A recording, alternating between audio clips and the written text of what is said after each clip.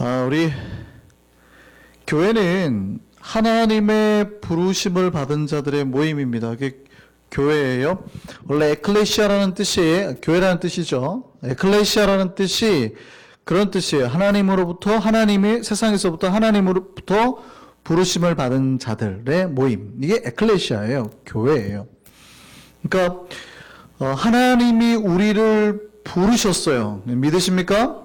하나님이 우리를 부르셨어요. 세상에 수많은 사람이 있는데 그들 중에서 나를 특별히 이렇게 선택해서 부르셔서 교회에 앉게 하셨어요. 그게 교회예요, 교회. 우리는 그 부르심을 입은 사람들이라고요. 즐거울까요, 안 즐거울까요? 즐겁고 행복하고 정말 여러분 인생에 정말 행복하셔야 돼요. 이런 거예요. 수많은 사람들이 있는데 저 임금이 양자를 뽑는다고 하는데 수많은 고아들 중에 나를 알고 특별히 탁 불렀단 말이에요. 기뻐요, 안 기뻐요? 버려진 인생인데 좀 혼자 살아야 될 인생인지 모르는데 임금이 특별히 나를 이렇게 해서 당신의 양자로 왕자로 만들어 주셨어요. 기뻐요, 안 기뻐요? 별로 안 기쁘신 것 같다고요. 제 말은 여러분이 행복하셔야 된다 이 말이에요. 교회에 온 순간 우리는 인생이 바뀐 거예요. 영혼이 바뀌고 삶이 바뀌고. 그래서 교회 다니는 사람은 행복해야 돼요. 교회 다니는데 안 행복하면 아직 하나님을 만난 증거가 없다는 뜻이에요. 하여간 교회 다니면 무조건 행복해야 됩니다. 믿으십니까? 그러니까 내 삶에 어려움이 있든 없든 상관없이 행복해야 되는 거예요. 내 삶에 어려움은 여전히 존재할 수 있지만 그 어려움이 더 이상 나를 불행하게 만들거나 절망하게 만들지 않는다는 거예요. 그게 교회 다니는 사람들의 특징이에요. 그러니까 인상 쓰시면 안 되는 거예요. 목사님 힘들어 죽겠는데요. 그러니까 삶이 피곤해서 눌리더라도 내 몸이 아프더라도 영은 살아나는. 이해되세요? 내 영혼은 기쁘고 내 마음속에 있는 기쁨은 어떤 것도 꺼뜨릴 수 없는, 어떤 사탄이 와서 물을 빡 뿌려도 내 마음속에 있는 그 은혜의 불꽃은 꺼지지 않은 그런 사람들이 된다는 거예요. 하나님이 우리를 그럼 왜 부르셨을까요? 분명히 우리를 부르셨다는데 왜 부르셨어요? 우리를 부르신 목적, 그게 뭘까요? 뭐 하라고요? 그렇죠. 우리가 보통 우리를 부르신 목적 하면은 그 웨스트민스터 그 제1항이 뭐예요? 사람의 제일된 목적은 하나님을 영화롭게 하고 그의 이름을 영원토록 즐거워하는 거, 그죠? 요리문답 공부를 다시 해야 돼요, 우리가. 그러니까 이게 세례받을 때 요리문답 공부를 잘해야 되는데, 세례받을 때 요리문답 공부를 대충 하고 하니까, 그게 다 몰라요. 소요리문답, 옛날에는 막 소요리문답 교리 공부 다 했는데, 요즘에는 그런 걸 안 하니까 잘 모르시는 것 같아요. 암송이 사라진 세상이 돼가지고. 그러니까, 하나님 우리를 부르신 목적을 많은 우리가 이제 이렇게 말합니다. 영광, 하나님께서 영광을 받으시려고, 우리를 통해서 찬양을 받으시려고, 예배를 받으시려고 등등의 답이 있지요. 물론 이게 다 맞는 말이지만요. 정확하게 우리의 소명과 우리 삶의 목적을 두고 본다면 하나님이 우리를 부르신 목적은 정확하게 두 가지예요. 두 가지. 이 두 가지를 여러분 삶에서 정확하게 실현시키셔야 돼요. 이거를 실현시키지 못하면 여러분이 복을 받지 못하고 여러분이 예수 믿는 의미가 없고 뿐만이 아니라 여러분이 하나님을 정확하게 만나지 못한 거예요. 이 두 가지 우리를 부르신 목적을 명확히 하셔야 됩니다. 첫 번째는 뭐냐면 하나님이 우리를 부르시려고 하는 것은요, 예수 그 이름에 있습니다. 예수의 뜻이 뭐죠? 예수의 뜻이 뭐예요?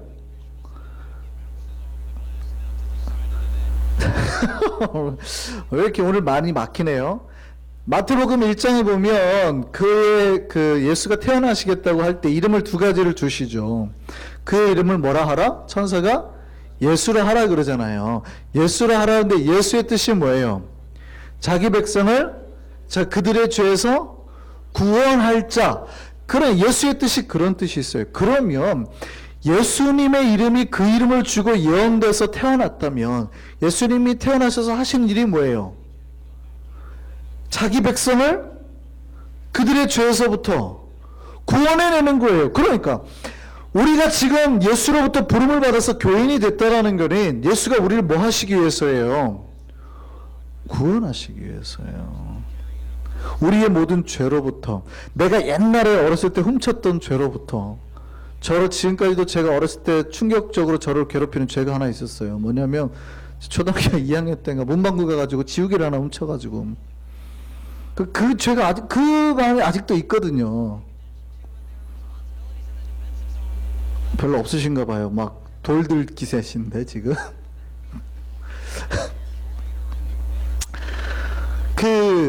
내가 과거에 지었던 죄, 아니면 현재 지금도 지은 죄, 매일매일 앞으로도 지을 모든 죄까지 해서 그 모든 죄에서부터 우리를 건지시는 거예요. 이해되세요?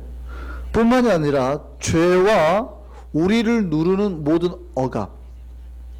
억압에서부터 건지시는 거예요. 그러니까 우리를 짓누르는 스트레스에서부터도 예수님은 건지시는 거예요. 여러분을 짓누르는 삶의 질고에서도 건지시는 거예요. 이해되세요?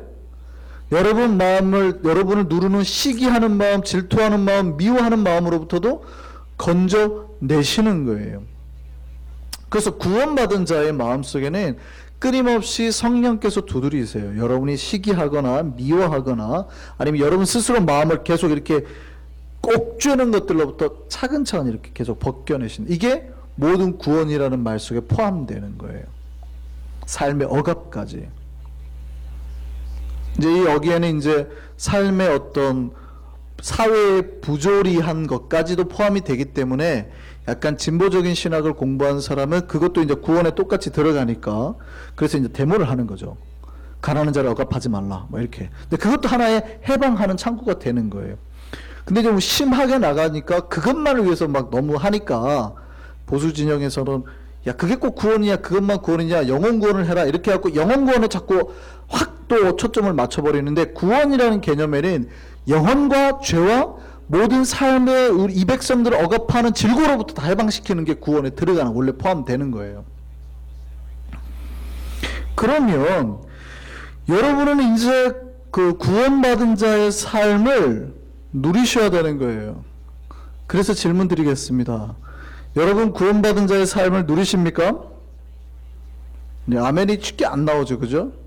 여러분 구원받은 자의 삶을 누리십니까? 예, 누리셔야 돼요.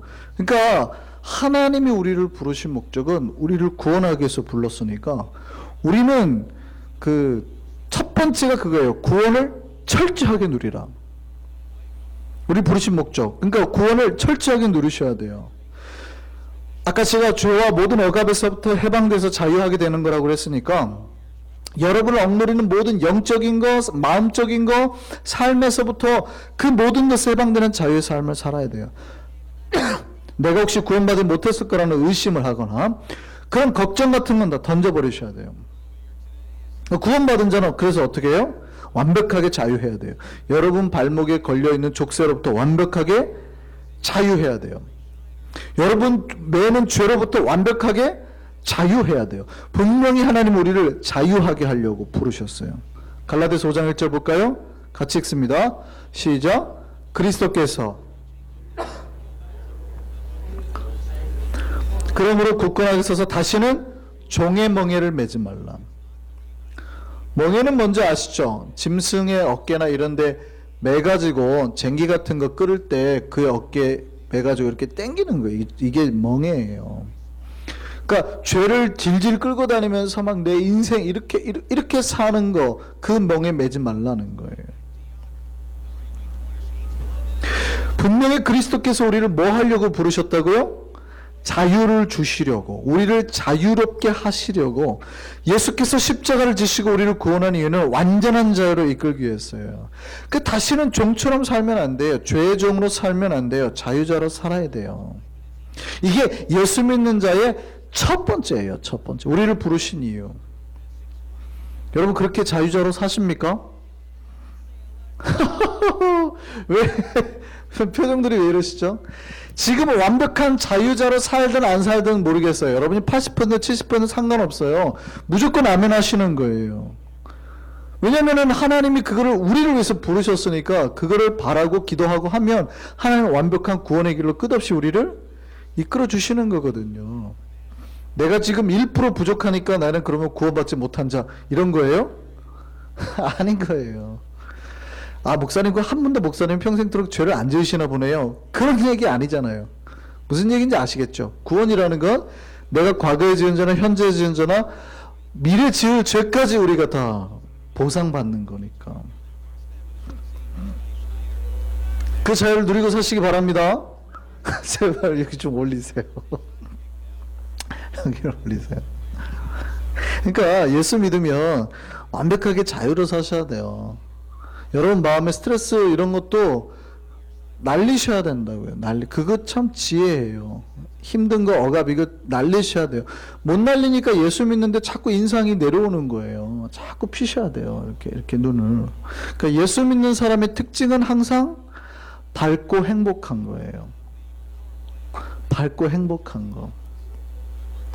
이게 예수 믿는 자의 가장 전형적인 그 건강한 모습인 거예요. 그래서 완벽한 자유자로 사시기를 바랍니다. 그런데 우리 분명히 자유자로 부르셨는데 갈라디아서 5장 방금 1절이에요. 그런데 이 갈라디아서 다음에 바로 이어서 바울이 다시 보충 설명을 합니다. 분명히 자유자로 불렀다 그러는 거예요. 그러면 무슨 얘기냐면 우리가 이제 자유하니까 뭐라도 해도 돼요?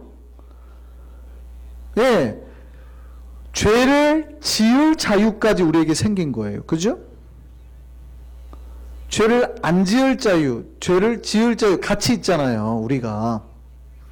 그러니까 내가 예수 믿고 구원을 받았으니 이제 내가 죄를 지어도 되는 듯한 뉘앙스가 생길 수 있다고요. 근데 바울이 그래요. 분명히 너희가 완벽한 자유를 위해서 부름을 받았는데 다시 매여라 그래요. 다시 매여라. 처음에는 뭐예요? 종의 멍에인데 이 종의 멍에는 죄의 종이에요. 그런데 무슨 종의 멍에를 다시 매라 그러냐면 사랑의 종의 멍에. 다시 한번 읽어보겠습니다. 갈라디아서 5장 13절에서 15절입니다. 종이 되지 말라고요. 종이 되지 말라고 했는데 이렇게 돼 있어요. 같이 읽습니다. 형제들아 너희가 자유를 위하여 부르심을 입었으나 그 자유로 육체의 기회를 삼지 말고 오직 사랑으로 서로 종 노릇하라. 다시 뭐가 되래요? 종이 되래요. 그러니까 첫 번째는 분명히 자유를 위해서 부름받았어요. 이게 구원이에요. 구원 해방이니까. 그런데 두 번째는 반드시 종이 된 사람은 두 번째 부르심의 목적을 향해서 나아가야 돼요. 다시. 그럼 두 번째 부르심의 목적은 뭐냐면 다시 종이 되는 거예요. 이해되세요? 첫 번째 부르심의 목적은 자유자가 되는 거니까 여러분 완벽한 자유를 누리셔야 되고 두 번째는 이 두 번째 부르심의 목적을 향해서 그 다음은 다시 나가야 돼요. 그러니까 멍에를 또 매야 되는 거죠. 죄가 끄는 멍에를 벗고 이제 무슨 멍에냐면 사랑의 멍에를 매야 되는 거예요. 그리스도가 주신 짐의 멍에. 그래서 내 멍에를 매라. 내 짐은 가벼움나니 이렇게 말씀하시잖아요. 그러니까 예수를 믿으면 완벽한 자유를 한번 경험하고 난 다음에 다시 짐을 또 져야 돼요. 이게 두 번째 부르심이에요. 이게 두 번째 부르심이 뭐예요? 이게 소명이에요. 이 소명이 있는 사람이 뭐 할 수 있어요? 이웃을 사랑할 수 있어요. 같이 읽습니다. 시작. 온 율법은 내 이웃 사랑하기를 내 자신같이 하라 하신 한 말씀에서 이루어졌나니. 그 두 번째는요, 이 첫 번째는 내 영혼에만 관심이 막 있었던 사람이에요. 근데 두 번째 부르심을 받으면 어디로 이제 눈이 돌아가요? 내가 아니라 옆 사람에게. 이해되세요? 그러니까 교회는 반드시 두 가지 방향으로 움직여야 되는 거예요. 첫 번째는 하나님이 나를 부르셨나 안 부르셨나, 내가 구원 받았나 안 받았나, 나의 초점을 가지고 기도하고 그 구원에 대한 확신을 잡으셔야 되는 거고, 두 번째는 내가 구원에 대한 확신이 있으면 내가 죄로부터 벗어났구나, 주님이 나의 주님이시구나라는 고백이 있다면 그때부터 여러분의 눈은 반드시 이웃에게 돌아가야 되는 거예요. 옆 사람에게.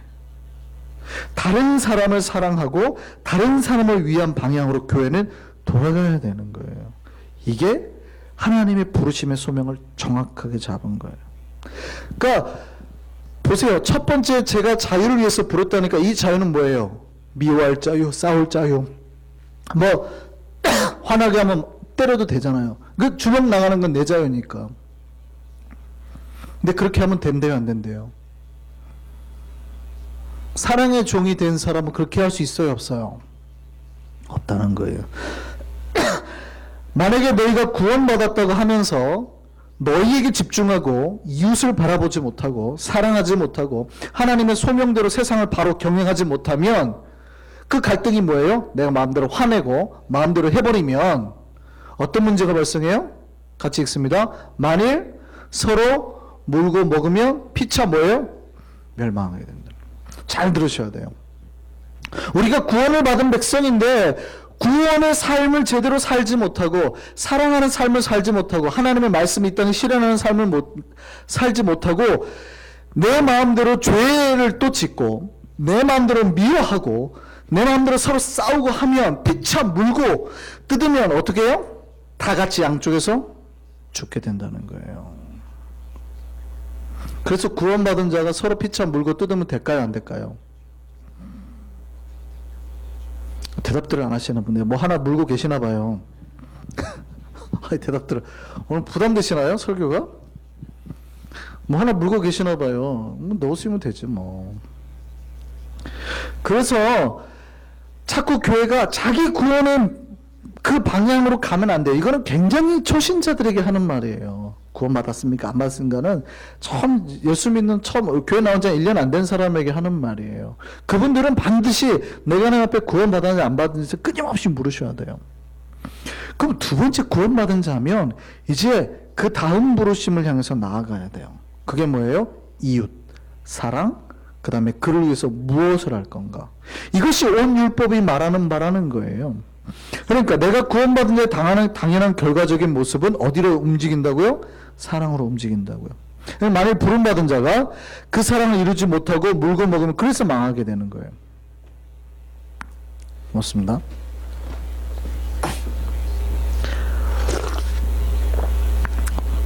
그러면 우리 신자들이 할 수 있는 최고의 이웃사랑이 뭐예요? 그러니까 두 번째 소명의 정확한 사역이 뭐냐고요? 그 일. 우리가 두 번째 부르심을 받은 거에 대한 일이 뭐예요? 가장 큰 이웃사랑은 그들을 죄에서 해방되게 하는 거예요. 내가 죄에서 벗어났잖아요.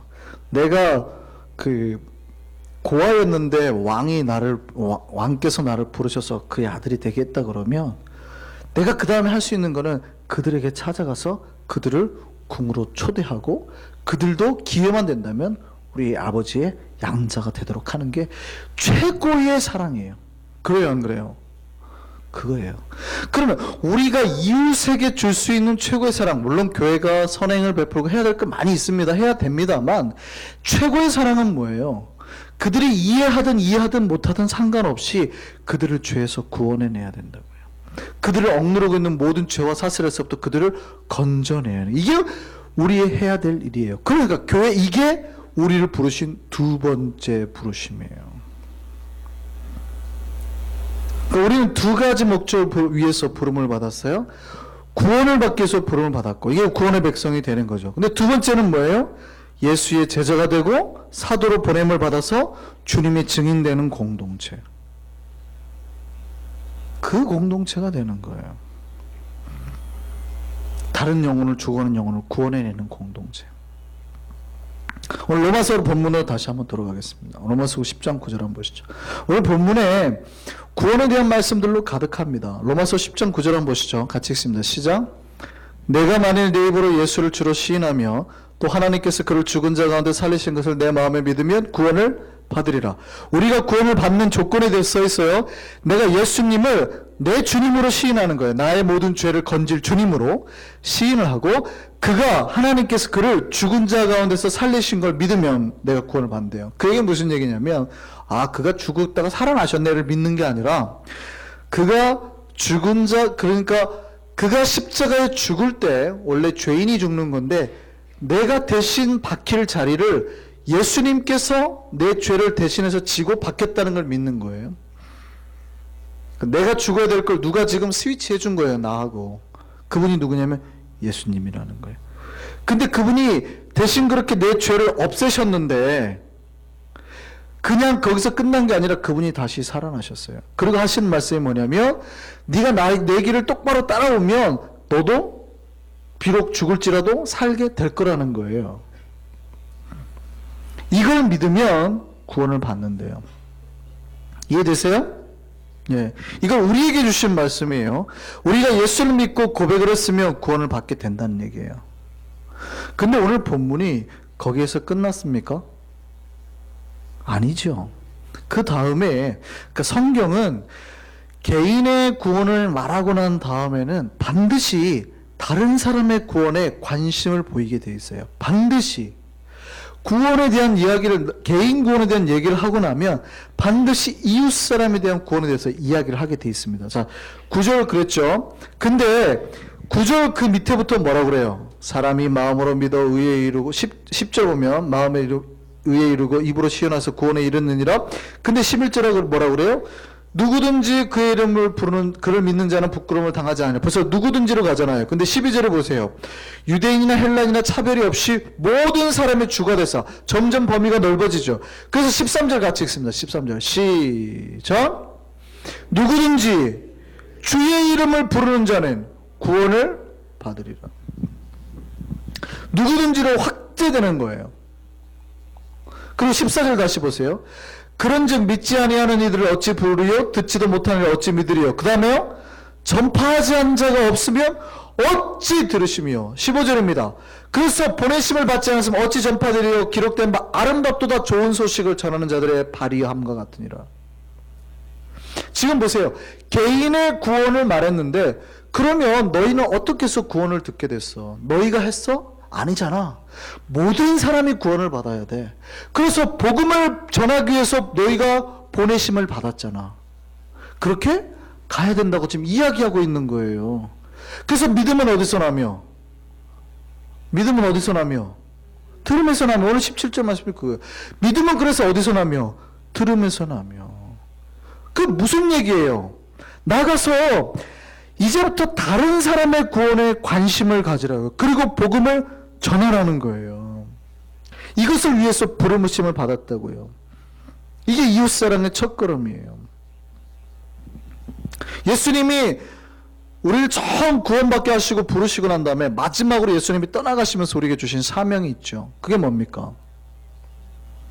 뭐라고요? 그래요. 우리 마가복음 16장 15절 같이 읽겠습니다. 이거예요. 시작.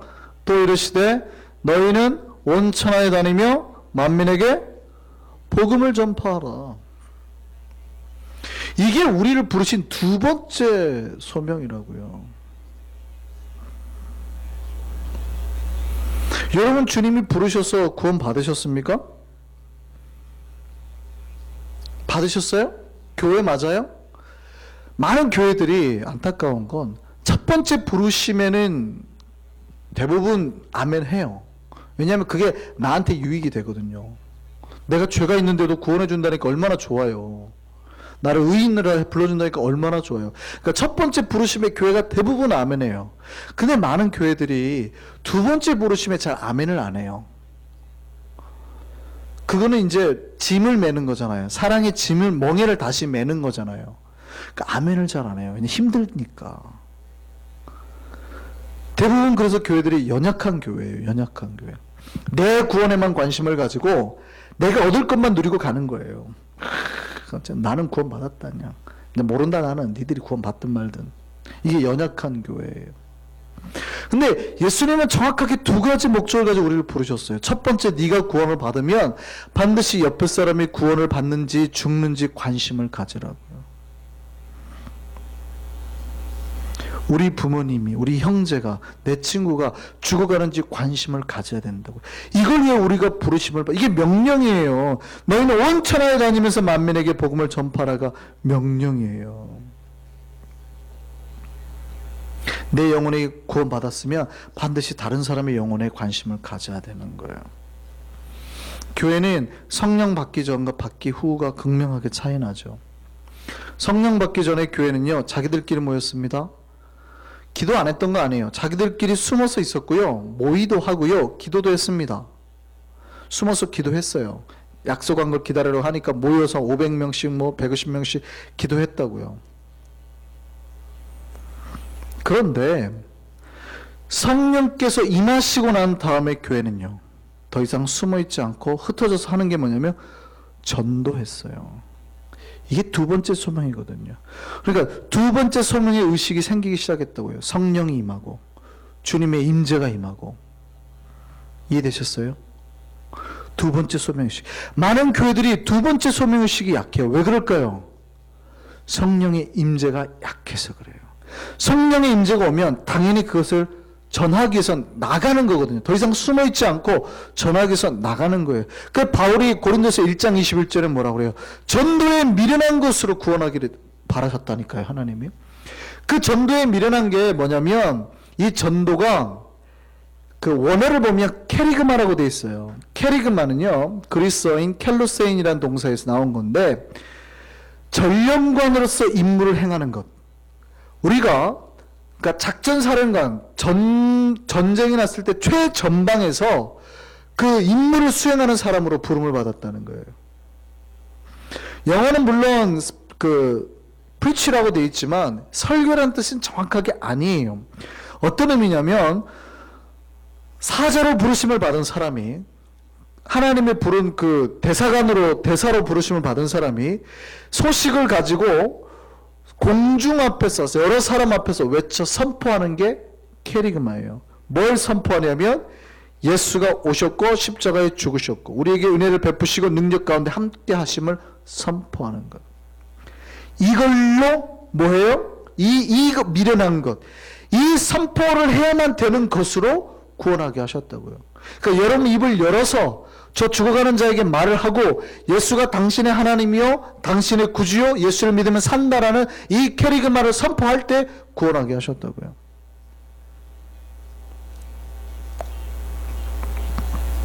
성령 받은 교회는 이 캐리그마의 능력으로, 선포의 능력으로 세상에 나와서 구원해냈다고요. 그래서 베드로가 성령이 오고 난 다음에는 수많은 사람 앞에 나와서 뭘 했어요? 전도를 했어요. 하도 심하게 전도하니까 제사장과 사두개인이 잡아들이잖아요. 너 왜 그래? 왜 그래? 그때 뭐라 그럽니까? 사도행전 4장 12절에요. 구원에 대해서 말하고 싶은데 다른 이로서는 구원이 없어요. 천하 사람 중에 구원 얻을 만한 이름을 우리에게 주신 적이 없어요. 누구 말고는? 예수 말고는. 이게 캐리그마인 거예요. 구원 얻을 이름 예수 그리스도. 그러니까 제사장이 뭐라 그래요? 하지마. 너 하면 가만 안 둬. 협박했다고요. 너 하면 잡아들일 거야. 그러니까 당시의 종교 제사장들은 어떤 권세가 있어요? 사형을 시킬 권세가 있어요. 종교법으로 죽일 권세가 있어요. 그러니까 하지 말라고 하는 건 너 하면 죽이겠다는 뜻이에요. 그런데 뭐라고 그래요? 그때 베드로와 요한이 4장 12절 그 밑에입니다. 우리 사도행전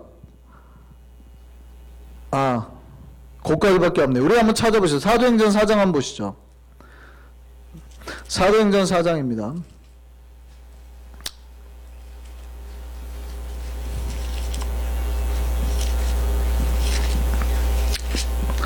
사도행전 4장 19절에서 20절. 베드로와 요한이 뭐라고 말했는지 한번 보시자고요. 같이 읽겠습니다. 사도행전 4장 19절에서 20절 같이 읽습니다. 시작. 베드로와 요한이 대답하여 이르되 하나님 앞에서 너희의 말을 듣는 것이 하나님의 말씀을 듣는 것보다 옳은가 판단하라. 그 다음에요. 우리는 보고 들은 것을 말하지 아니할 수 없다 하니. 이게 정확하게 두 번째 소명을 받은 사람들의 특징이라고요. 이게 정확하게 두 번째 소명을 받은 사람들의 특징이에요. 그들은 성령이 온 후에 정확하게 그들을 부르신 예수님의 뜻에 순종했고 그 부르심의 소명대로 살았습니다. 그들은 예수를 믿어 구원의 은혜를 경험했어요. 그 다음에 거기서 멈추지 않고 다른 이를 구원하기 위해서 이 캐리그마를 선포하며 나갔다고요. 멈추지 않았어요. 저는 오늘 여러분에게 질문합니다. 우리 한성교회는 두 번째 소명이 있습니까? 예수의 증인되는 공동체로 사십니까? 내 삶에서 예수 그리스도 끝없이 내 이름 가운데 내 입술 가운데 선포되고 있습니까? 예수가 주님이시여 하나님의 아들이시여 믿는 자마다 구원을 얻게 됩니다 라고 말하고 있습니까? 아니면 우리는 그거 말하기 싫어서 숨고 주춤거리고 삽니까? 우리의 하나님은 이제 두 번째로 나아가라고 계속 권면하시는 거예요. 주님 증인되는 삶, 두 번째 소명을 붙들고 사는 삶.